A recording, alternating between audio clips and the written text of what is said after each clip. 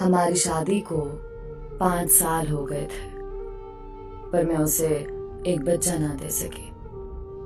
रोज लोगों के ताने सुनती रहती थी।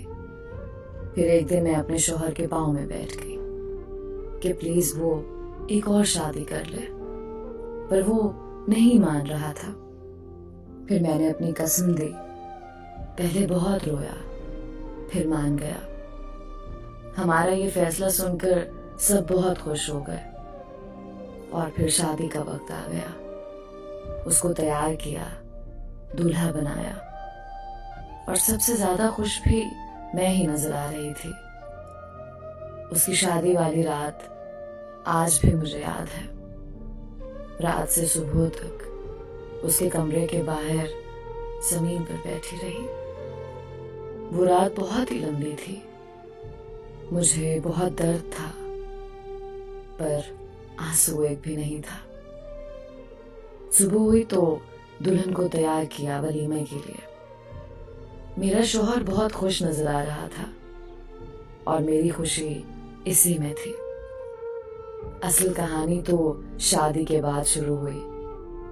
उसने पूरा 1 महीना मुझसे बात नहीं की, और यही चीज मुझे अंदर से खा गई और मैं बीमार रहने लगी।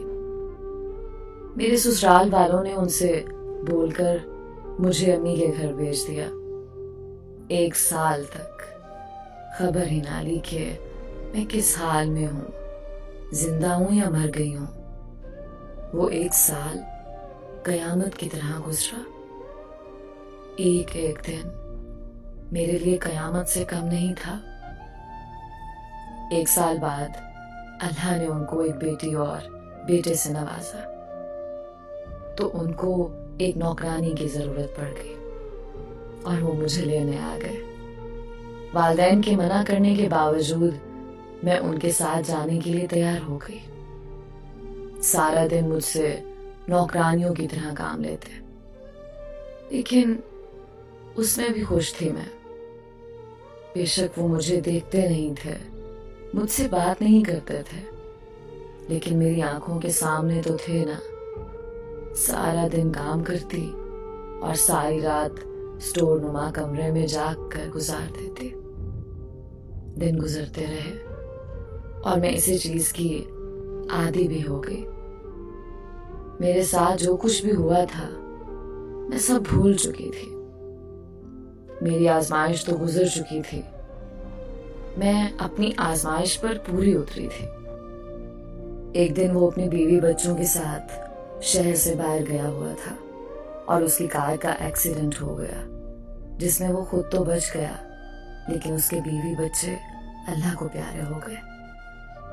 अपने बीवी बच्चों की मौत के बाद वो हद से ज्यादा परेशान रहने लगा था, और इसी तरह 4 महीने गुजर गए। जब उसका गम थोड़ा कम हुआ, हालत थोड़ी ठीक हुई, तो उसने मेरे नजदीक आना शुरू कर दिया। लेकिन पता नहीं क्यों मुझे उसका नजदीक आना अजीब सा लगा।